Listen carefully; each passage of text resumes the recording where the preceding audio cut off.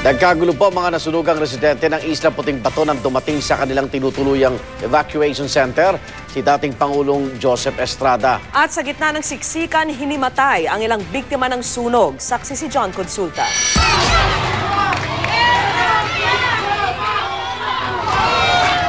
Bit-bit ang mga pamamahaging tulong para sa mga nasunugang residente ng Isla Puting Bato sa Tondo, Maynila.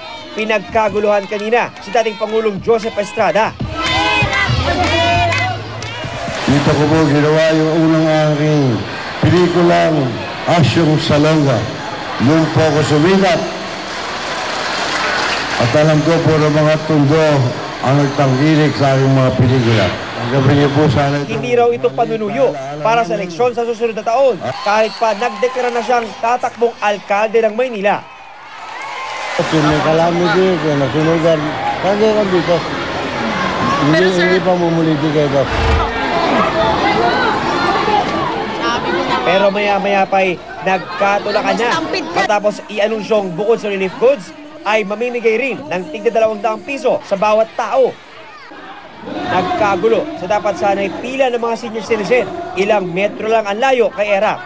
Kailangang umalis ng dating Pangulo, kaya itinigil muna ang pamimigay ng tulong. Pero nang ituloy na ito, mas tumindi ang balyahan na nauwi pa sa pagtatalo ng ilan.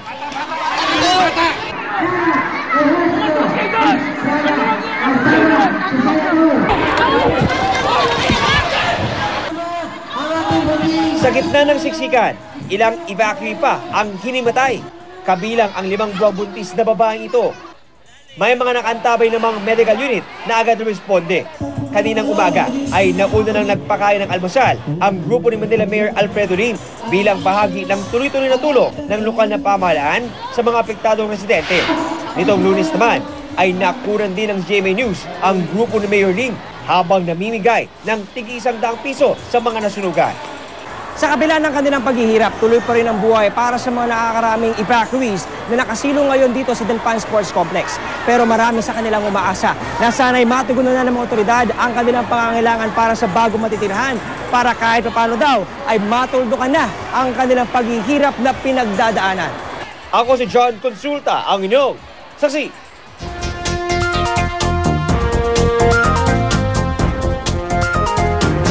Sa Barangay Saksi, kanya-kanya ng diskarte ang mga magulang sa Barangay Marcelo Green sa Parañaque para pumapakinabangan pa ang ilang pinaglumaang school supplies ng kanilang mga anak. May mga tip din ang grupong Eco Waste Coalition kung paano i-recycle ang ilang lumang gamit pang eskwela. Saksi si Haji Rieta. Mahigit 2 linggo bago ang pasukan, abala ng inihahanda ni Rosel at kanyang ina ang mga gamitin niya sa eskwela. Pero di na siya bibili ng bago. Ang ilan sa gagamitin niya, pinaglumaan ng kanyang mga kuya.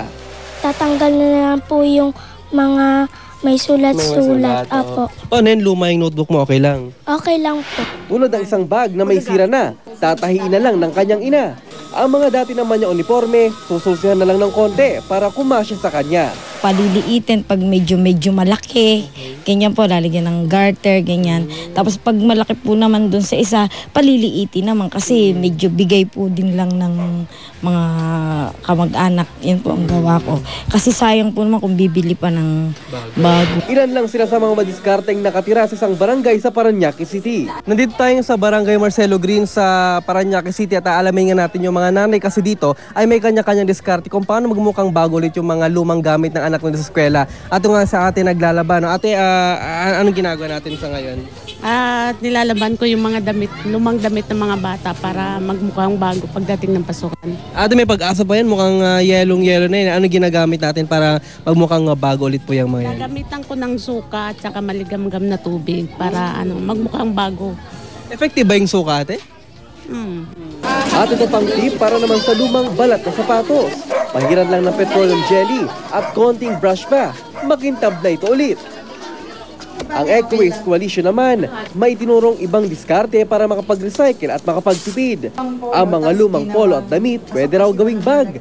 Huwag ding itapon ang mga lumang notebook dahil pwede pa itong i-recycle. Pwedeng gamitin yung mga lumang kalendaryo, yung mga poster na luma, pwede nilang gamitin para sa kanilang pambalot ng libro. Mambalot din ang notebook. Kasi bumibili sila yung mga mga cellophane na kay mamahal. Yung simpleng cover lang gaya nito ay blanco nga lang, ay pwede palang pagandahin. At ito nga, wala pang 5 minuto, nakapag-cover kami na isang libro. At gamit nga lang yung likod na isang poster, nilagyan namin ng iba't ibang design. So, ito yung aking ginawa. Okay ba? Para sa Barangay Saksi, ako si Haji Rieta, nagulat. Mga kapuso, marami pang aasahang bagong programa sa nangungunang istasyon na GMA Network ngayong taon. Mas palalawakin pa ng Kapuso Network ang paghahatid ng serbisyong totoo sa loob o labas man ng bansa. Saksi si Julio Segovia. Sa annual stockholders meeting ng GMA Network kanina, sinabi ng mga opisyal ng kumpanya na naging hamon para sa GMA ang nagdaang taon. Pero umabot naman sa 13.1 billion pesos ang gross revenues ng GMA noong 2011. At kung kita lang mula sa broadcasting ang pag-uusapan, ipinagmalaki ni GMA Network Chairman and CEO Attorney Felipe Gozon na mas maliit ang operating expenses ng Kapuso Network habang mas mataas ang net income before taxes nito kumpara sa ABS-CBN. If we compare our financial performance on an apples-to-apples basis, yung strictly talagang makukuha mo yung comparison, excluding those that are doubtful. Ang kinita natin ng GMA last year was a little more than 1.7 billion. Ang katumbas niyan ay 2.5 million, hindi billion, on the part of ABS. Sa unang quarter naman ng taong 2012, umabot sa 388 million pesos ang net income ng GMA. GMA 7 pa rin ang nangunguna sa rating sa buong bansa, batay sa datos ng Nielsen TV Audience Measurement. Noong Abril, nakakuha ang GMA ng 35.5 share points, mas mataas ng 6.1 points sa ABS. 20.4 points naman ang lamang ng Kapuso Network sa TV5. Our success did not come easily. We learned from our experiences and worked hard to achieve our current status in this very dynamic industry. And now, I am proud to say that we are moving towards an even better and brighter future from the best position, that of being number one. Sa abot kakayanin, siyempre yan ang ating layunin na manatiling number one. At lakihan pa ang agwat. Ngayong 2012, marami raw aasahang bagong programa sa Kapuso Network. Palalawakin din ang paghahatid ng serbisyong totoo sa rural areas dahil magtatayo ng regional network sa Bicol at Ilocos. Bukod sa Australia, Canada, Guam, Japan, Madagascar at UAE, malapit na ring mapanood ang GMA News TV International sa Europe, Malaysia at USA.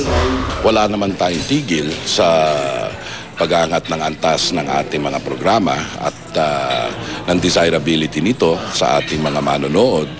Sa mga darating na ilang linggo, marami tayong mga ilulunsad na mga bagong programa nang sa ganon lalo nating maitaas ang ating mga ratings. No? At syempre, naka-angkla ito sa mas ikasasaya, ikaaliw, na panoorin ng ating manonood. Ngayon din, siyempre, sa panig naman ng ating News and Public Affairs programming, yung patuloy na paghahandog o magdadala ng serbisyong totoo. Ako si Julio Segovia, ang inyong saksi. At sama-sama natin saksihan. Lodin Barreto, naging emosyonal sa korte ng ilahad ang takot ng pagbantaan umano ng magkakapatid na Tulfo. Preventive suspension sa programa ni na Erwin Ben at Rafi Tulfo binawi na ng MTRCB.